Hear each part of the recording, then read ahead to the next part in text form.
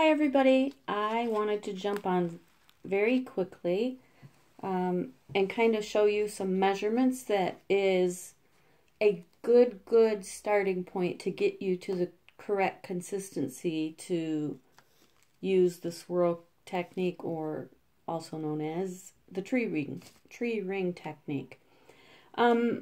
Today, just to kind of make it simple, I'm going to be doing a couple things, but here's a 5x7. It's just a little card canvas because we're testing. So I have that. And then this is a 3-ounce bathroom cup. So we know this is 3 ounces. And we're going to just barely fill it for a 12 by 12. So I'm going to show you how you can doctor that to get the correct formula. One thing you can use is these little bathroom cups, or excuse me, medication cups. Or they have squeeze droppers that work really well. My daughter has my squeeze dropper because my grandbaby is with her mom, obviously. And the ones that I had here, I sent there for them to use. So that, for me, is easier. But because I don't have a squeeze dropper with the milliliters and teaspoons on there, I'm going to be using these cups. And the reason I have 2 out is just to kind of show you the different ones that come with different medication. So this one has the larger print, and it goes up to 4 teaspoons and 20 milliliters. It breaks it down per 5 milliliters or per teaspoon. This one, though, goes in half increments. So it goes half teaspoon, 1, 1.5, 2, 2.5, 3, and then it goes from 2.5 milliliters up to 15. So if you're doing a smaller project like we're doing here on the 5x7, this might be easier for you to use instead of eyeballing the numbers that you need on this one. This one would be great for a 12 by 12, even an 8 by 10. But for a 5x7, you want something smaller. So what we are going to do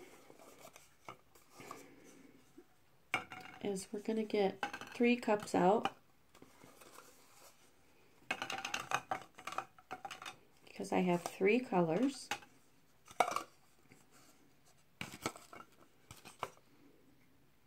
And we're going to get our handy dandy thing out. Now, the way I'm doing this is you take your square inches. So you've got a 5x7 and you multiply that out. That equals 35 square inches. So for each square inch for this technique, if you do 0.55 milliliters per square inch, that will get you to where you need to be. So if we did that, if we did a 0.55 square milliliters, it would basically fill up this cup for a 12 by 12, and that's exactly what I use. Now, that includes your water, your medium, and your paint. So if you want to have a little extra paint, absolutely fill it all the way up to the top, but I usually just fill it where there might be a 1/4 inch or so gap from the top down to my paint. But back to the 5x7. So if you do 0.55 milliliters per square inch, we are going to get to 19.25 milliliters. Now, once you know you have the 19.25 milliliters needed to cover this 5x7 canvas board, you're going to have to break that down from what percentage of paint, water, and medium. So for ease of use for you guys, I'm just going to do a 50-50 paint to medium as opposed to telling you 60-40 or whatever the other ones are. 50-50 will be easier for you. But remember, it's not 50% of your total milliliters needed, because we also have to add water. So what I do is 44% paint, 44% medium, and then 12% water. I hope that makes sense. So no matter what you do, that is going to be what you need. So 44, 44, and 12. what does that mean, right? So how do you know how many milliliters then to put in there? So if you need 19.25 milliliters and 44% of that, so you do 19.25 milliliters times 44%, that's 8.47 milliliters. So we need 8.47 milliliters of paint, 8.47 milliliters of medium, and then we're going to need 2.31 milliliters of water because that is our 12% water. So I hope that makes sense. So I am going to take a break here for a second. I'm going to put it on pause. I'll be right back. And I'm going to show you how we are going to get our paint in here to in here and make sure we have the right amount. I will be right back. Okay guys, I am back. Now this one, I tipped it squirrely, so you can't really see where it's at.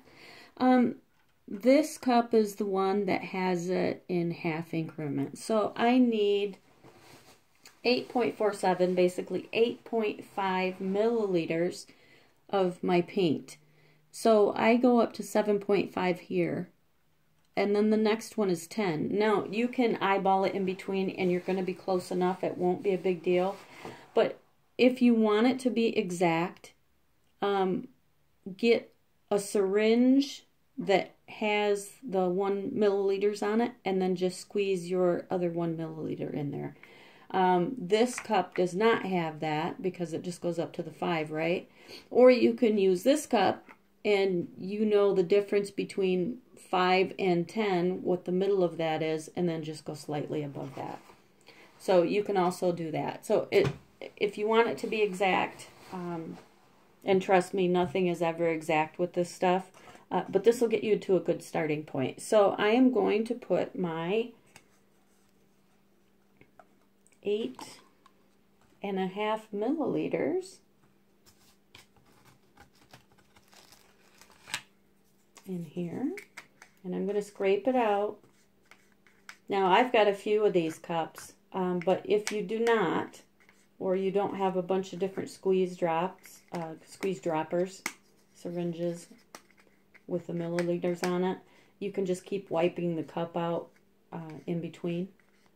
It may be a pain, but if you don't have extra ones, that's just kind of what you have to do. And keep in mind, this is going to get you close to what you need. However, giving anyone an exact formula is almost impossible with this art because you're using different paints, different mediums. Some people will be using silicone or alcohol, and that all will change up your formula a bit. So I want to make sure you guys keep that in mind. So if the consistency seems a bit too watery to you, or if you get paint, like this one is Apple Barrel Barn Red. And I believe this is, no, that's a matte. But this one is a bit thinner than most Apple Barrel paints. So I may not need that full 12% water. It's really going to depend on the type of medium I add in there. Now I'm going to use Elmer's glue. There may be others that are a little bit thinner. Like Floetrol is a bit more fluffy, marshmallowy. So depending on what paint you have, you could need more or less water. So it really is going to depend. This will get you very close though. So by using these measurements, if you do a little test spot, you'll be able to tell if it's too thin or too thick. And I'm going to show you how to do that once we get these measured out. So I'm going to measure the rest of these out, doing the same process I just did, and I'll be right back. Okay, so I am back. I've got my paint in here. You can see through there where it really is not a lot of paint. Now I did these in equal portions. Actually, I've got one too many out there. Which ones did I want? So I've got 2 paints at the 8.5.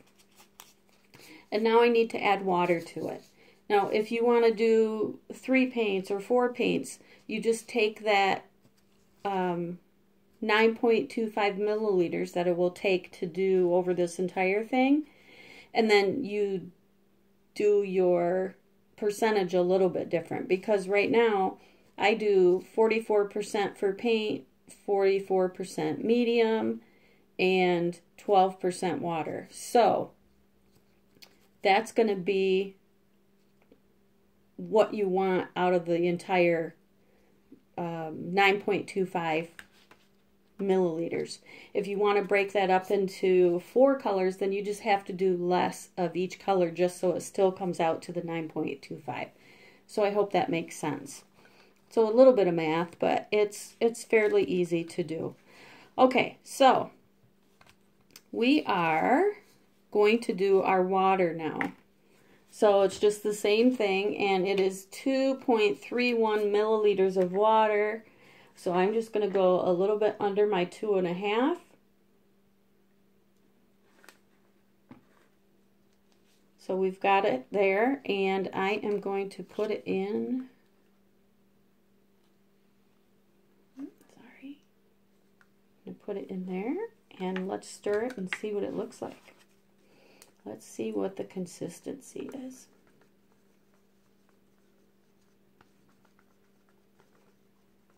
Now, I've told people before, you can put cells into this swirl, aka tree ring technique, if you would like to. I mean, if you want to put silicone or whatever, feel free.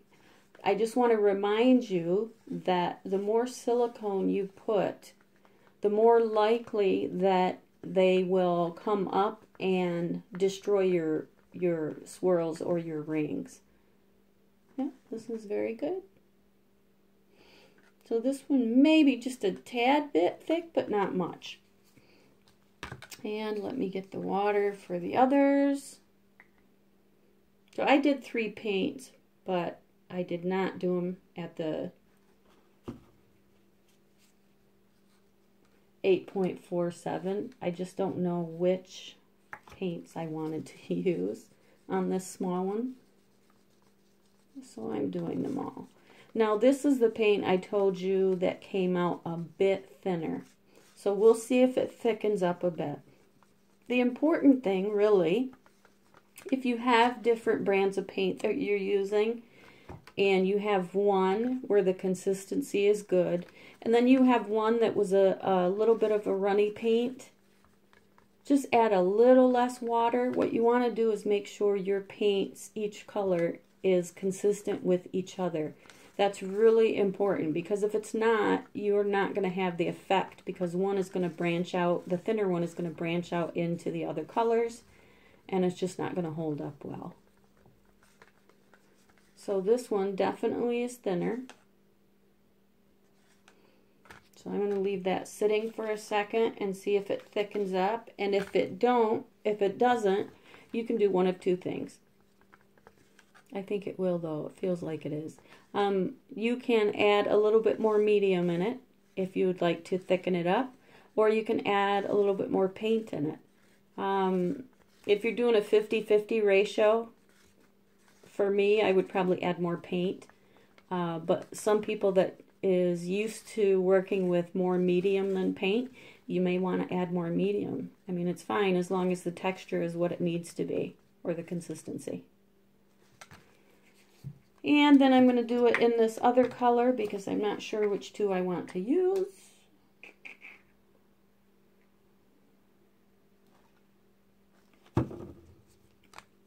So we're just under 2.5 for this size canvas.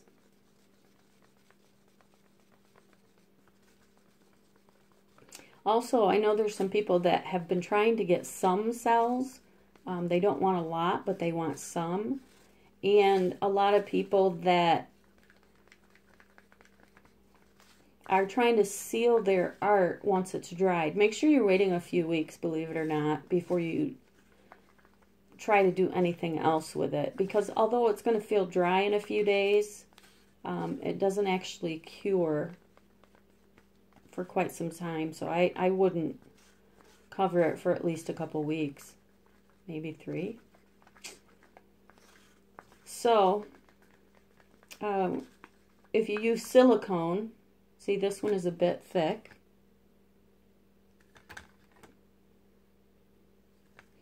This one is definitely a little bit thicker. This one is a wee bit thinner.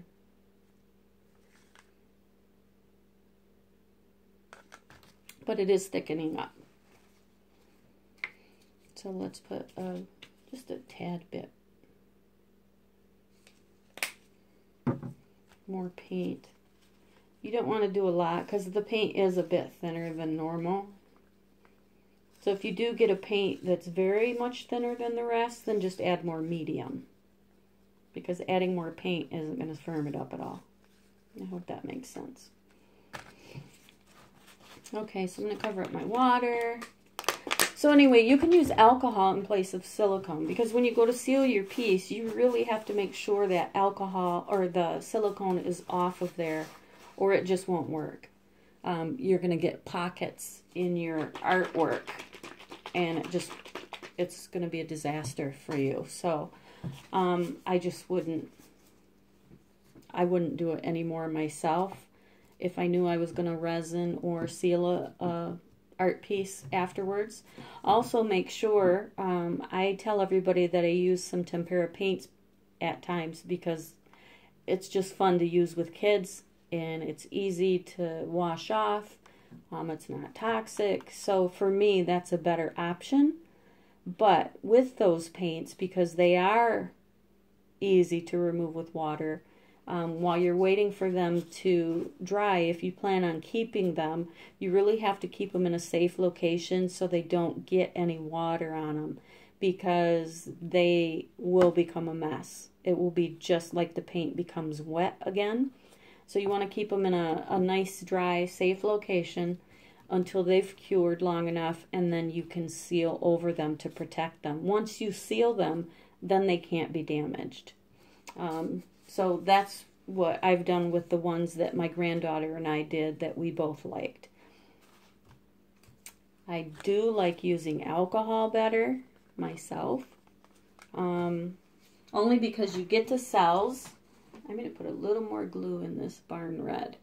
So because you get the cells with the alcohol, but you don't have the cleanup. The thing you have to keep in mind with the alcohol is that when you place it in your paints, it will water it down. So you might want a little bit less water at first and then work up to more water if for some reason you needed to.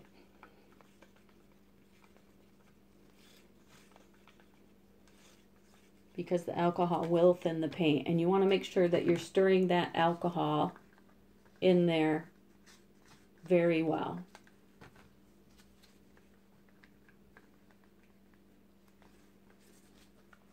Okay, so I'm going to use one of those, I think, for the little base color. Now, I've seen some videos of people not using this base. On a 5x7, you can probably get away without it, as long as you've got the right amount of paint.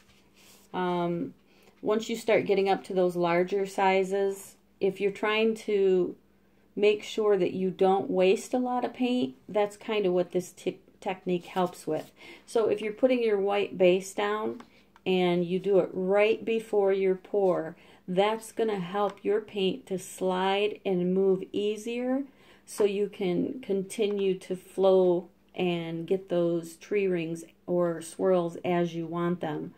Without that down on a larger panel and trying to save paint, you're going to have to turn it more aggressively, and that's what's going to cause you to lose the shape if you're trying to keep it in like a wood grain type of shape. Now you don't have to. There's a lot of other shapes you can make with this process, but in order to get that, in order to get your paint to flow properly, and not waste a ton of paint, you'll want to put this layer down, okay? And I've watered this down a little bit more than I needed to today, because I was going to do a bigger project, and it's going to take longer for me to spread it on the large canvas.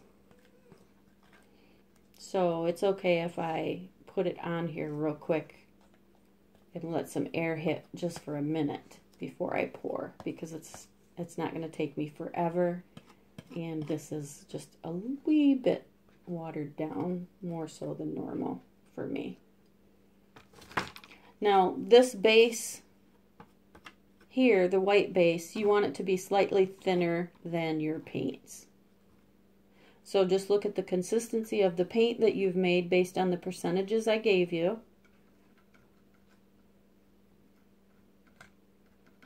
And then just make sure this paint is slightly thinner. If it's too much thinner, it's going to cause this to get sloppy, and you don't want that. Okay, so I'm going to guess the two colors I will use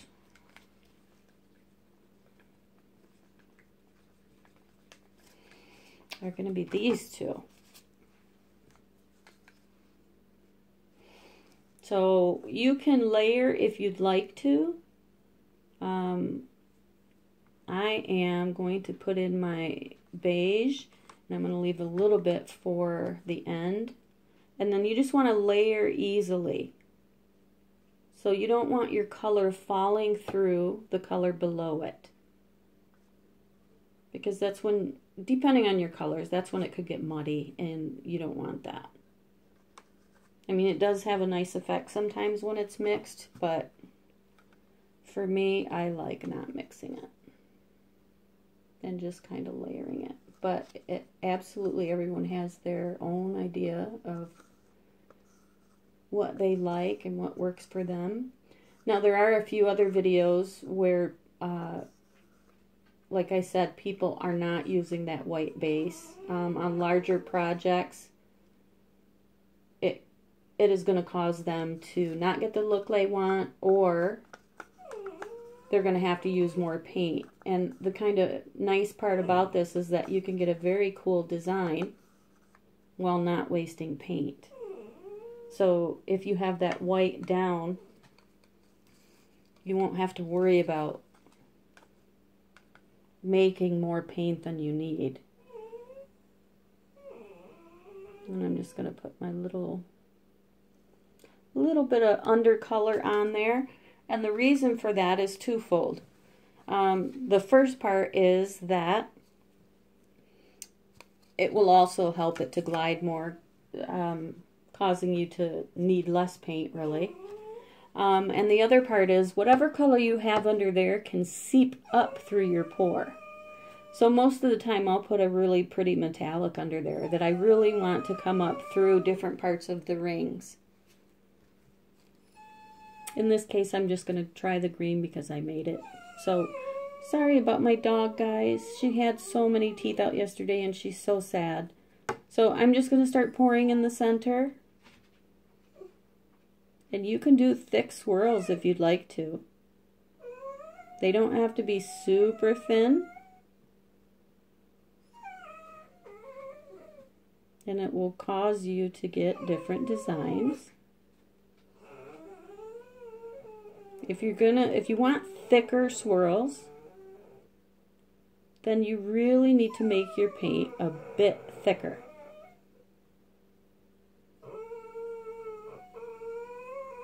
Oh, my poor dog, you guys.